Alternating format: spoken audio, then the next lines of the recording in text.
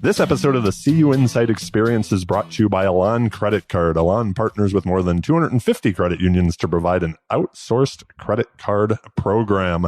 Welcome to episode 149 of the show. I'm Randy Smith, one of the co-founders of CUInsight.com, and I'm excited y'all are here today. This show is all about taking a deep dive with the leaders of the credit union movement that make it so great. Today, I am having a conversation with Bo McDonald. Bo is the founder, president, and CEO of your marketing company, and in common, also a return guest to the show. He had a very popular episode 69 it was as well. So let's just jump right in. Bo, welcome back to the show, my friend. Thanks for doing this. Good to be here. Last minute. Very last minute. That is true. Lauren's on me. We need an episode. And I'm like, I'm going to see Bo.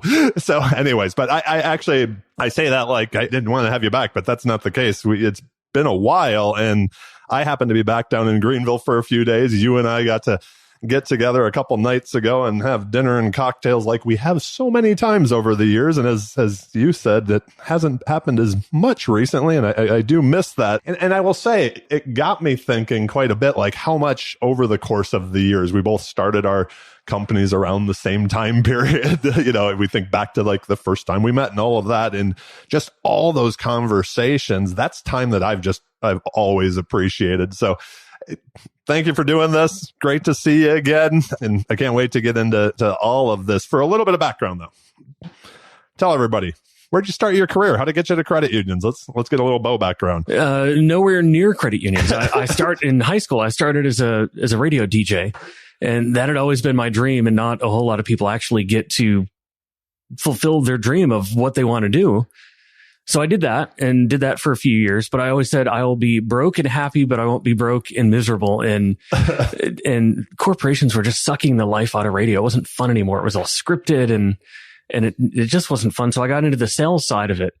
And because I saw what I was driving and what the salespeople were driving, I'm a car person. I'm like, maybe I'll try the other side of this.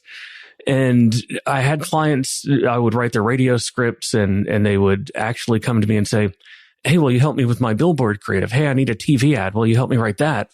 And I was young and stupid and gave up a steady paycheck to go open this marketing firm thing because people were asking me to do the work. It's been great ever since. Absolutely. Do you remember the first time that you heard of a credit union or knew what one was? Like you said, you dreamed of radio. I'm sure there's not a listener out there who was like, someday when I grow up, I'm going to work in credit unions. Work in credit unions, right? But we all love it once we get here and it sucks us in. So, no, the first time I'd ever heard of a credit union, I didn't know what it was. I didn't understand it. My father was fanatical about it. Ah, okay. I've met your dad. We've shared Thanksgiving together. We did. When I lived down here more. So. I always share his story, and I won't on this podcast. Every once in a while, I do it in conferences or if I'm doing a keynote. I share why I'm passionate about credit unions. My father's story about how his credit union helped him. And he ended up getting on the supervisory committee and the board. And I never really understood, my father's on the board of a credit union. I don't know what that means. Today, I think that's pretty darn cool. Right, absolutely. But at the age of 15, you're like, well, that sounds horribly boring. But ever since I was a kid, my father had been involved in his credit union. I kind of grew up in it. Yeah, that's pretty amazing. It was after I got into credit unions myself, I found out that my dad was on the supervisory committee of the credit union up in Midland, Michigan while he was working. So funny how that doesn't matter as a kid. Right. Yeah. They didn't even know. No idea. No, like, Dad, can I get your autograph? That's pretty cool. So let's talk credit unions. Biggest challenges, we'll go there first, that you're seeing that credit unions are facing. And I would say that take this whichever way you want to, but whether it's like on the individual level or take a look from the blimp as an industry, as a movement as a whole. I could name a laundry list, but the one that I've really been want to focus on next year, especially with our clients and when I'm speaking at conferences, is the word relevancy. I think we're losing relevancy. If you look at the customer satisfaction ratings, we've been losing for now 4 years in a row. And all of a sudden now we're behind banks. And it's not because we're not good people or do good work. I think it's the relevancy of the member experience. Oh, that's interesting. Yeah. Can you dig more into that? Because that's fascinating to me. Like, what have we changed? Have we stopped using our secret sauce? Has everybody else caught up when it comes to that? I mean, I know this is opinions, right? But like, what's yours on that? I think it's a little bit of both. One is fintechs are just so damn easy to use. And they make it so easy to apply, get funded without a whole lot of thought, without a whole lot of work, without having to come into the branch and bring your driver's license. And I think that hurts. But there's also, I think, some fintechs that have copied what we do. If you look at SoFi, amazing. If you read their marketing materials, they use the word member. They have a program that is almost like they're developing seg groups now. I almost think they're credit unioning better than some credit unions do. You look at stuff like that and you wonder, why are we losing to them? I really think it's all about experience and relevancy. That user experience to me is something that I know you've been talking about for a long time. And that's something that I constantly talk about too, is like, we can't, if you and I decide to order something today off Amazon, or if we want to go through PayPal or Venmo, or if, wanted to split the check, which thank you for picking up. But, we can do that all so easily and instantly too, that expectation, our expectation of everything. I mean, I'm sure we're all doing our holiday shopping now. If we see that something's not going to ship for 2 weeks, we're like, what do you mean? That's crazy. Like, or we have to pay for shipping? At this point. So yeah, that's fascinating. Let me follow it up with what has you most excited, for credit unions overall, and specifically too for what you and your team at YMC are working on. I go back to the word relevancy. I don't think it's a hard problem to overcome.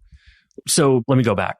I've been using this phrase with my team for about 6 months, and it's something we're going to tackle all next year. It's redefine marketing. We can't help what the credit unions do. We can't meddle in their operations. They have to be responsible for that. But what are the words we're using? How are we marketing? What channels are we using? And we're coming up on our 15-year anniversary next year of YMC. And I started looking at, CUInsight. Are we relevant?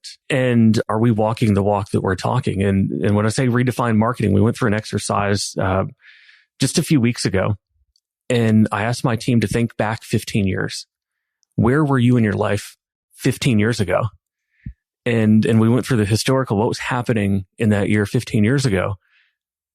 And it was, I think, the second gen iPhone was just coming out. If you go back to what that second gen iPhone was, it was nothing like it was today. Right. So, when you want to buy something, when you want to post your food pictures, life is very different 15 years ago.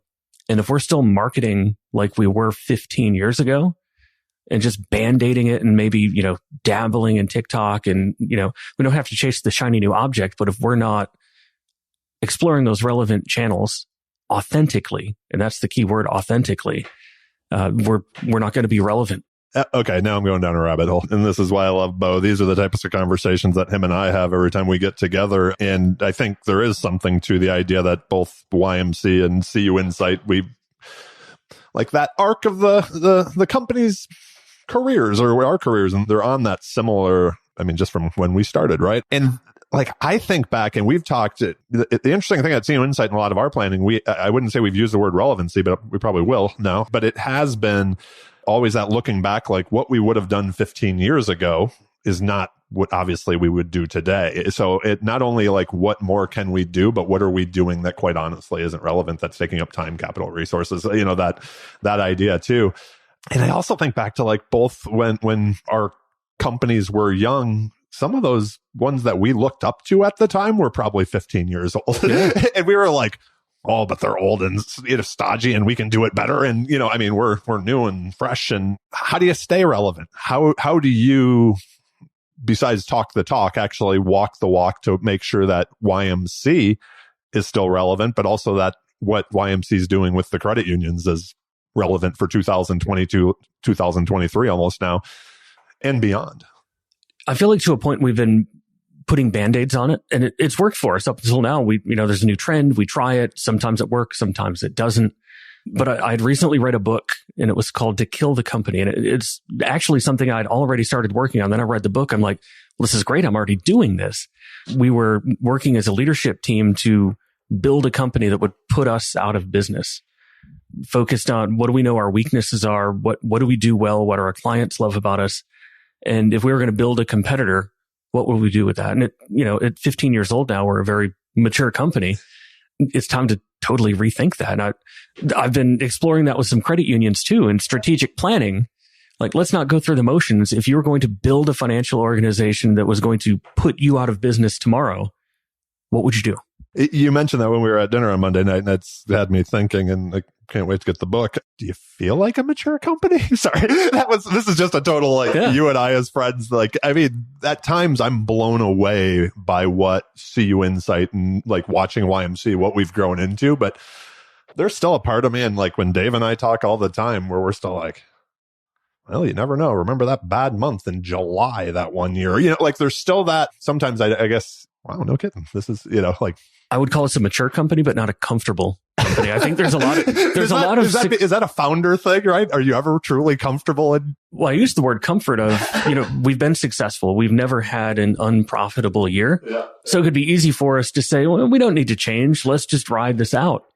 And I see a lot of credit unions do that. I see a lot of other companies do that.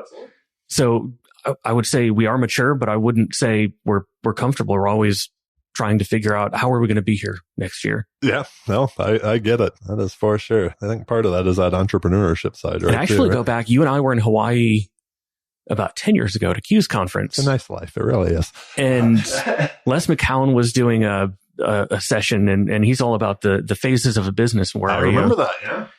And I get his emails every week, and I constantly go back, and it actually motivates me. I think back to that session, and it was about 3 years ago. I looked at some things that were happening in the company, and I looked at his chart and I said, death rattle. Oh. If we go another 2 years like this, we're at the death rattle. You know, I don't want to be there. That's good stuff there. So I'm going to circle back because there were more rabbit holes I was going to go down there, and I may continue to, but I did want to talk about this. You mentioned radio. Like, that's where you got your start. You recently launched a podcast, which I'm geeked up about. You just were explaining it to me and telling me about it a couple days ago. So I'll let you tell people what it is instead of me trying to, but I'm geeked to listen to it. Number one, with your radio background, does it feel good to be behind the mic again? Number two, tell us about the podcast. So the podcast production company, probably, I don't know how much they like me because I insisted on producing my own opening and all the elements because I'm a radio production geek. So I did that and I sent it. They're like, we should give a shout out to them, Podcast Solutions out in Oregon, because they've produced ours for years and years too, the CUInsight experience. So we do greatly appreciate that group. So we sent them that, and they've been great to get stuff produced, but I had to buy my old Sony headphones that I used to use in the studio. I probably don't need them, and it's probably excessive for just a podcast, but you know, the radio geek in me, you got to have those professional Sony headphones. But the podcast is the accidental leader, and it's really what we're talking about here at this table on this podcast. You and I don't think we ever grew up. So we're going to own a company someday. Yep. And maybe even if you say I'm going to own a company, I'm going to lead a team of 10, 15, 20 people. And I used to think I was a great leader because I read Steve Jobs' book and I would buy pizza for my team on Fridays. And I realized, well, that's not working. That's not building the culture I want. And I ended up hiring a business coach for us, a mentor. And he was not cheap and his truths were hard, but I really realized where I was failing as a leader. And there were a lot of places that I was.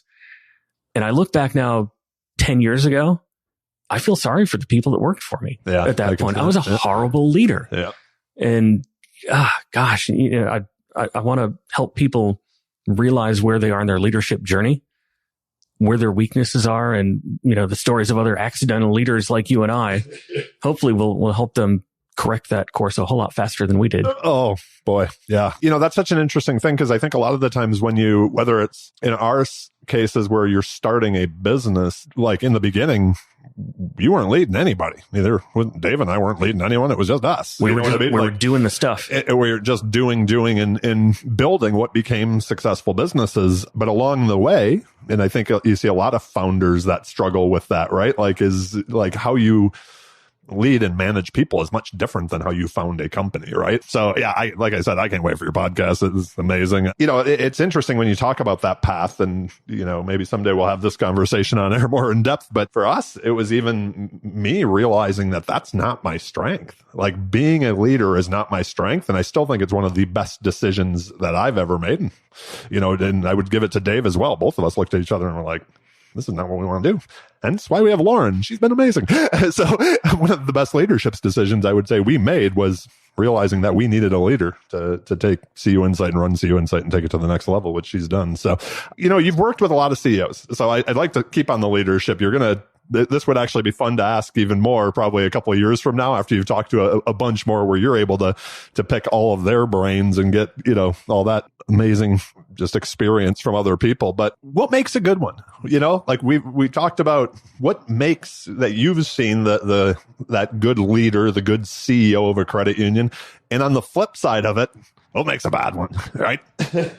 On the good side, I think it's having a vision and high levels of quality communication where you can communicate that vision and you hire the right people to do it.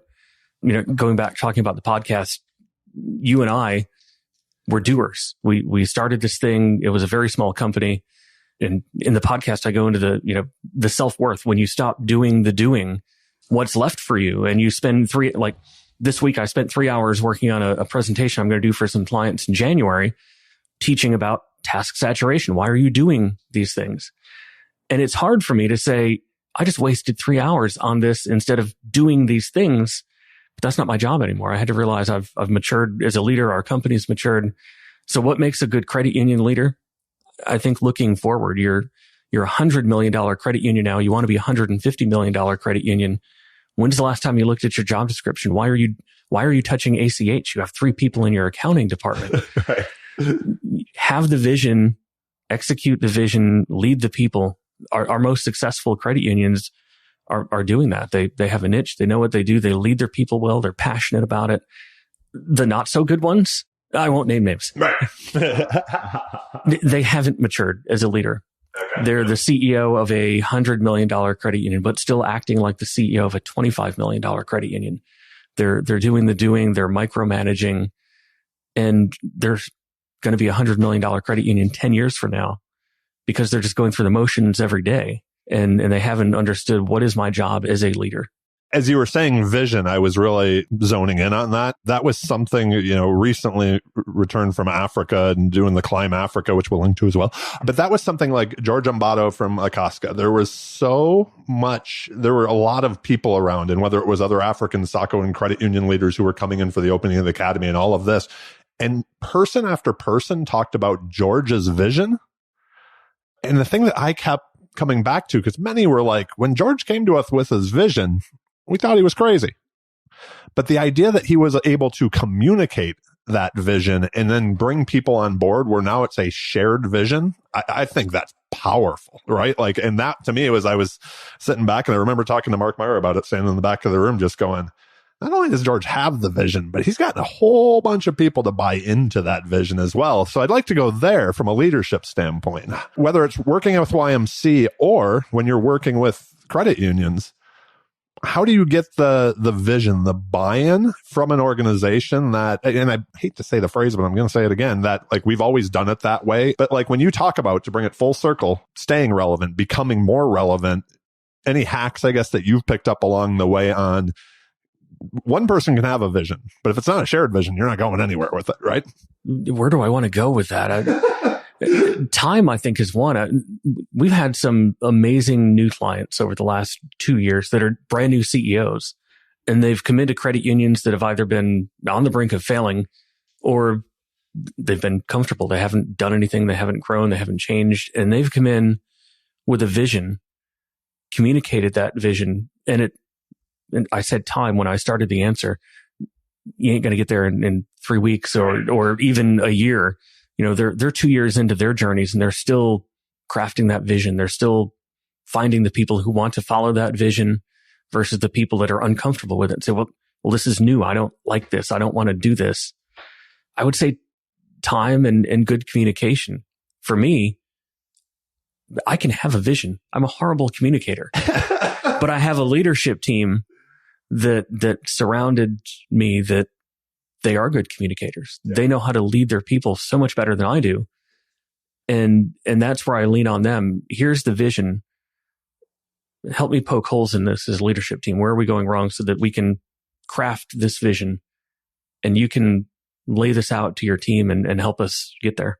So let me talk to you about this, that you just led me right into it. Thanks for serving this up, this next question here. That idea of building a leadership team. And when we talk about culture and when you're talking about vision as well, when you're looking at building a leadership team, taking it all the way back to like that beginning, the hire process, like, is there something that you're looking for that, like, over time now you've realized, because I'm sure both of us have hired a lot of people and some are still there and some are not for many reasons. But that question of like, is there something that you're looking for? Is there, and then on the flip side of it, is there something that like when somebody comes in that instantly turns you off? You're just like, nope, you might have the greatest resume, the greatest experience, but you just said something that, yeah, sorry, that's a no-go. To me, so we've got the FLY program, Future Leaders of YMC, and it's the people that want to lead, that want to grow within the company. And I want to teach them leadership, but most importantly, I want to teach them how to deal with people. And that's the most important thing to me. If you can have the empathy with people and understand they have a root system, some people that seem like horrible people aren't.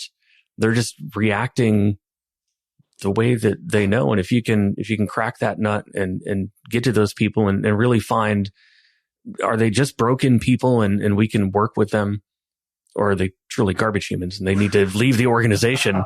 There's two ways to go with that. But what do I expect out of my leadership team is empathy, and they want to see their team grow.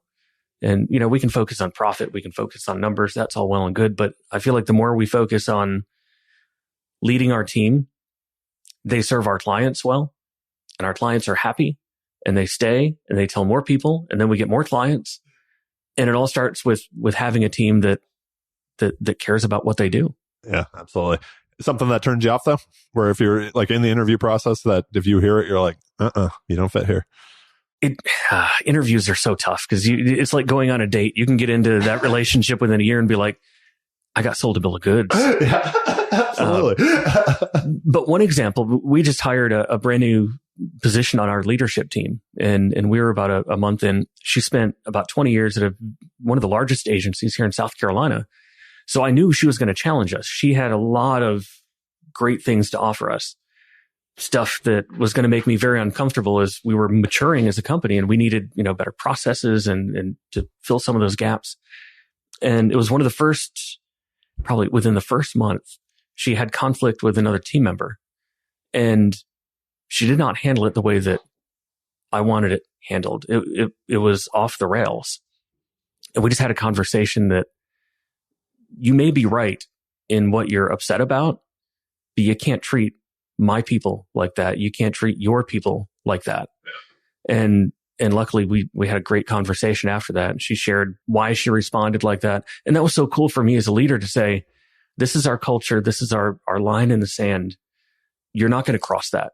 And she came along, and I've seen the growth in her, and now she's a lot older than me. So for me to look at someone like that and see her grow and go beyond just the skill set that I hired her for, that's cool. That's good stuff when you can and get you there. never know the culture she came from. That may have been the way totally that it was was brought up, right? Like, and it's like, you're at a different place. That's how now, things right? were handled at this, 1,000-person marketing firm. Right. Yeah, exactly. You mentioned the YMC program to bring along future leaders. You work with a lot of CEOs as well. We were talking recently about the fact that, being 15 years now almost in, that some of the people we were coming up with now have become CEOs at, different credit unions and things of that nature. So if you had advice for that person out there today that's listening, who's maybe they're on the senior leadership team, but they want that CEO chair at some point in their career, the difference between being a leader in the organization and the leader of the organization, any advice to that person who wants that chair someday? Invest in yourself. Find coaches, find other leaders that are amazing. Don't just look at the numbers of the credit union. We've done that sometimes. And when we start digging into it, the numbers are great, but the culture's horrible. But find those, and it doesn't even have to get out of the credit union space. Find a company that's got an amazing culture, an amazing business, study them, read, listen to podcasts, take everything with a grain of salt. Don't read a book and say, I'm going to do that. Pull out the 5 things from that book that fit what you want to do. Absolutely. I'm sitting over here laughing, which people can't see because I'm like, my God, this is so easy to do with you because I feel like you're just teeing me up more and more. So investing in yourself. What's the greatest investment you've made in your career when you think back? And I use the example on the podcast. Warren Buffett said it was the Dale Carnegie speaking courses for him. What was Bo's greatest investment? The first business coach that I hired, it was stupid expensive. And I was really scared when I wrote that first check. It was $25,000. And as a small company that isn't making a whole lot, it was a big gamble for us, but it's a gamble that paid off a lot. When I hired that business coach, he would always speak truth. And there were other mentors that I would talk to. I remember Ravi Vitrano had a monthly article in Inc. magazine, and he had a successful advertising agency in New Orleans, had other businesses. And I asked him out to coffee one day, and he gave me great advice. And I left there saying, I could never do this. I absolutely love that. Do you have any thoughts on, so like this was somebody that you didn't know, you knew through writing, like through his writing, but you actually took the time to reach out and quite honestly had the guts to reach out and say, hey man, want to go get coffee? Which people will tend to say yes to. One of the things that I've learned over time, and I wonder if you could share this as well, is when you're reaching out to people like that maybe you respect their business or you respect something that they're doing and you want to get to know them, did you come to that coffee date, I'm just going to call it, with some questions that weren't like, how'd you do it, man? Like where it's just so broad. And I think my guess is, now that we are a little bit older, we have people, whether it's they're starting a small business or they're getting in, that will ask us questions. And I find personally, I'm willing to spend all kinds of time, but there needs to be some direction. Anything on that? Because I think that's such a powerful thing for other people out there. If you want to be a CEO, who's that CEO you respect? Might not be in your credit union. Reach out to them, ask them to coffee at GAC or whatever it happens to be, right? Like any hacks, any thoughts on how to do that? Because you just mentioned one that. Two things. First is I had specific questions for him. He was running an ad agency and he had these 3 other businesses. And I was just running my small firm and I couldn't imagine, how do you find the time to do this? I know we all have the same amount of time in the day. You don't have more time than I do. How are you doing this? And he gave me great advice, and it was, I have an idea. I'm a horrible executor. So I have a vision. I hire people that are good executors that fall in love with my vision, that can take it. And then I go on to another project, but I'm still there leading this team. And that's the second point. I left there thinking I could never do that. So here I just took 2 hours of this professional's time and I left and did nothing with it for a few years. And there's so many times that I've been given advice like that, where whether it's, a paid coach or just someone I look up to, and I don't do anything with it because I'm like, I could never do that, but I can. I had to get out of my own way and get that head trash out to realize I'm a control freak. I need to do everything. And it was me that was standing in my way. If I'd listened to his advice 5 years ago, I can't imagine where I'd be today. There's place and time, right? But there's also, I think, something you said when you were talking about, reading and things like that. Just because that's the way he did it doesn't, but if you left with a couple nuggets that you acted on at any point between now and then, or the same thing out of a book, it's not like you have to follow exactly what the book said. You're kind of creating your own Bo McDonald that works best for you and is the most authentic. At least that's my opinion. I was excited to ask you about this question too, just because we've both went through a similar process here over the course of the last few years. And that's that idea of what work looks like going forward. You work with credit unions. Many credit unions were skeptical, would be probably an understatement, on the idea of remote work pre-pandemic. CUInsight hasn't had an office for quite some time now. I've been to many of your offices, just like you've been to many of mine. Yeah. You no longer have one either. Hadn't even realized that you were 100% remote until we were out, because I was like, I can come by your office. You're like, I don't have an office. So we're at my dining room table in Greenville. What does that career in credit unions look like? And I asking you to break out the crystal ball, not tomorrow, but maybe 5 years from now. If we want that top talent to want to work for credit unions, what does that career look like? We've tackled this in strategic planning so many times this year. There's so many open leadership positions at credit unions that aren't getting filled. And it's because they're stuck in the way they've always done it. And the concern is always, well, we have to have someone in here. And when I ask why, there's just kind of the befuddled look. Well, security issues. Well, the rest of our team is here. And they go through that list, and I have to think back to 3 years when my team started talking about flex time and remote work. And I was that guy. Yeah, absolutely. Over my dead body, will you not be in the office? You were always I think that was why I was surprised that when you told me a couple days ago that you didn't have an office at all, is you were always a very in person. This doesn't work for us. I mean, that type of thing. So I clearly remembered it was January of 2020. And I'd finally started saying, maybe we can look at flex time, work from home 1 day a week. Still not comfortable with it. Let me look into it. And then on March 16th of 2020, right. I said, it was almost like an Oprah show, and you get to work from home, and you get to everyone gets to work from home. And we brought everyone back. Gosh, it was probably July, sent everyone back home in August or September when COVID flared up again. And I just decided y'all came back to the office, but we were so much more productive when we weren't in the office. And I don't know why. They wanted to work remotely. They worked well remotely. So we sold the office, and it was just gaining that trust and having to rebuild the culture. Anything you've picked up along the way? Because since you've been fully remote, you've obviously brought in new employees. How have you kept the YMC feel? Any hacks there? Because I know that's a big thing that I think all of us that are fully remote struggle with is how do the credit union who hires the new CFO but lives in a different state, but they were able to get the best person on the board, right? To use a draft analogy, any thoughts or hacks on that? There's nothing that will replace in person, but there's a lot of tools you can use to supplement that. So we have our crew of culture. It started with one of our VPs. She led it. She's not leading it anymore. The team has taken it over. We've got a team of 5 on our team that, they're very intentional. Every Friday during our Friday meeting after that, the crew of culture kicks in, and there's always a game or some kind of activity. And we're always learning about each other. We're spending that time with each other over Slack. It's great to communicate project stuff, but there's a few channels in there where it's just those things you pop into someone's office and talk about. What'd you do this weekend? Tell us something good.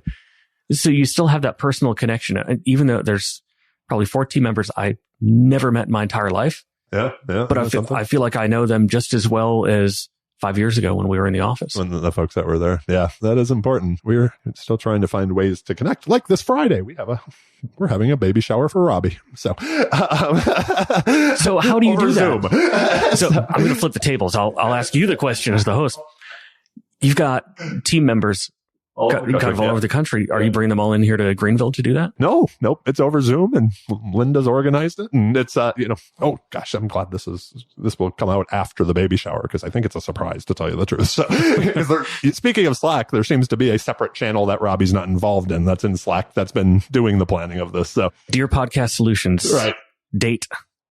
Yeah. So, nope, it's actually, I know when it is, and this will come out after that. So Robbie will not hear this until afterwards. But congratulations, Robbie and Stu. Before we move on to the rapid fire questions, because we are getting towards the end of our time here, was there anything that you hoped I was going to ask you or that you wanted to talk about today on the show? I mean, we could go for another 5 hours. That's kind of how I feel. We just need a Bo and Randy show. Just sit down and... Next time we go to Hall's Chop House, we're just going to bring the microphones there and sit at the bar with our wine and talk. I feel like our conversations are great like that. Absolutely. Cool. Well, then we will move on to the rapid fire questions. I did have to, it's been fun because I've recently had some repeat guests on the show. So I've had to come up with some different ones because I just didn't, if people want more of Bo, they can go back and listen to episode 69 after this as well. Like I said, one of the most popular episodes we've had in the 4 years of the show.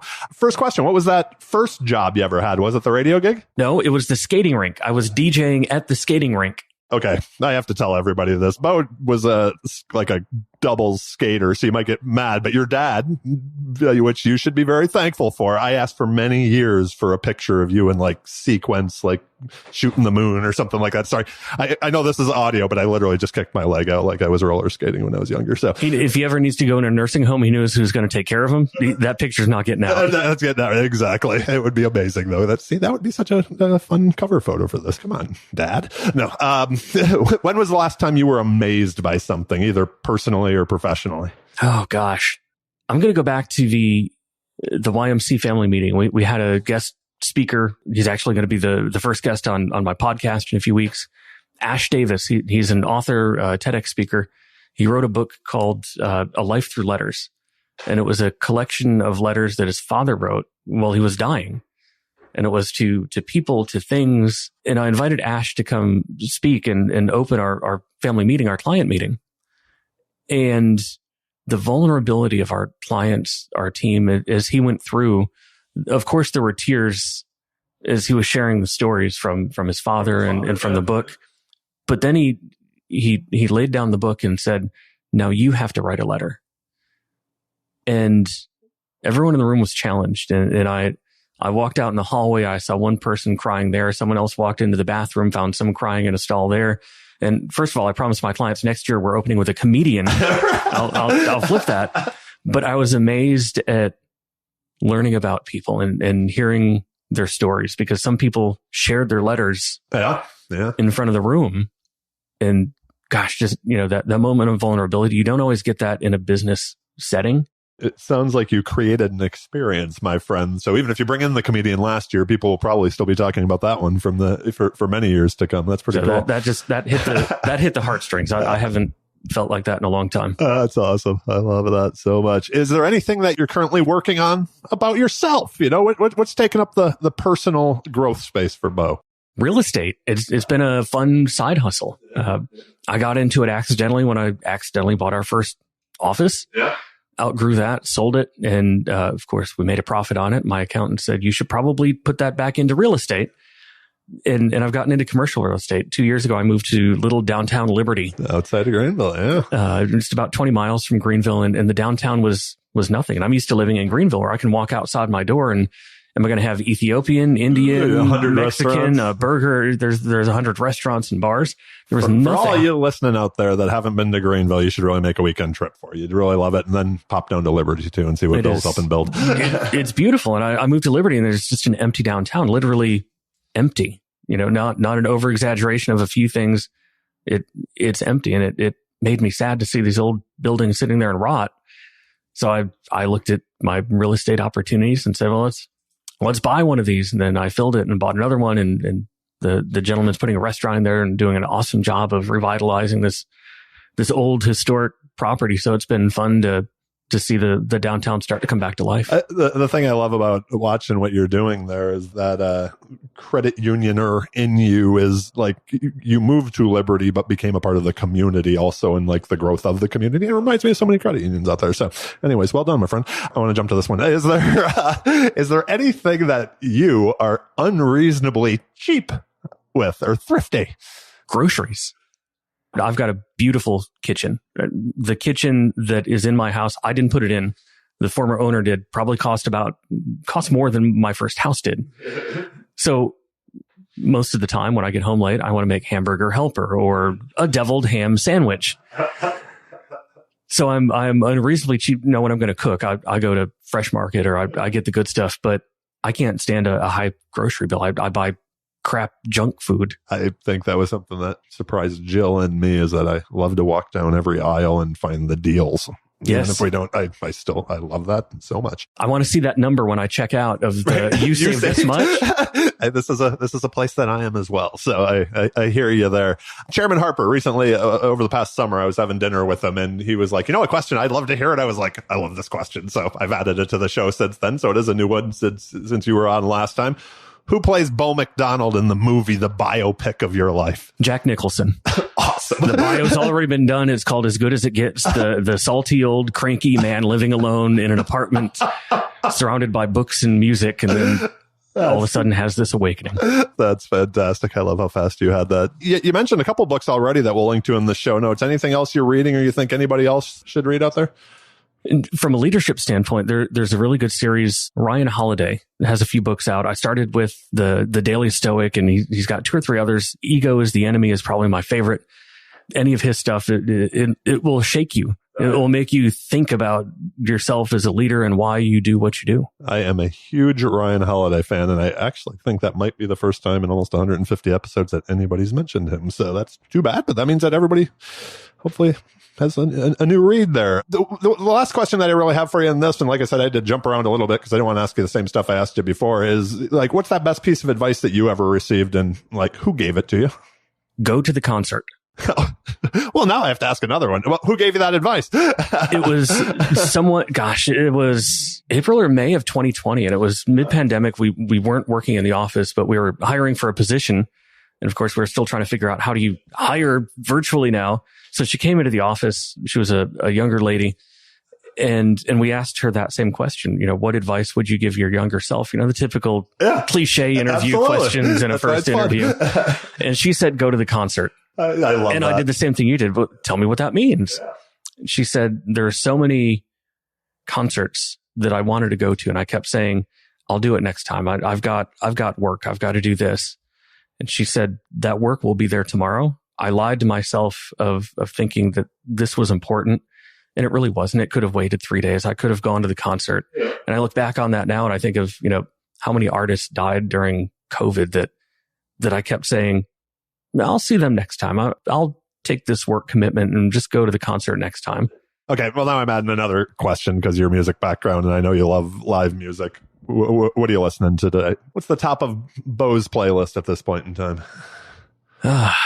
See, you ask a music lover that, and if you were going to my iTunes, you'd be like, this has got to be 8 people's playlists all mashed together. Right. I would say one is the Black Keys. No, yeah. I'd never been a fan of them, but I'd never really listened to them. Yep. And this is one of the beautiful thing about going to music festivals. You're exposed to things that you would never listen to. So we were at Pilgrimage Music Festival in Nashville last year, and the Black Keys were closing out one of the stages. And I'm like, let's go see what these guys are about. 3 guys on stage that sounded like there were 20 people up there playing music. That was amazing. I had a Black Keys stretch years ago that I just really dug them. Now you're revisiting that in maybe the flight home today. So last question. Any final thoughts you'd like to share or ask to the listeners out there? Think.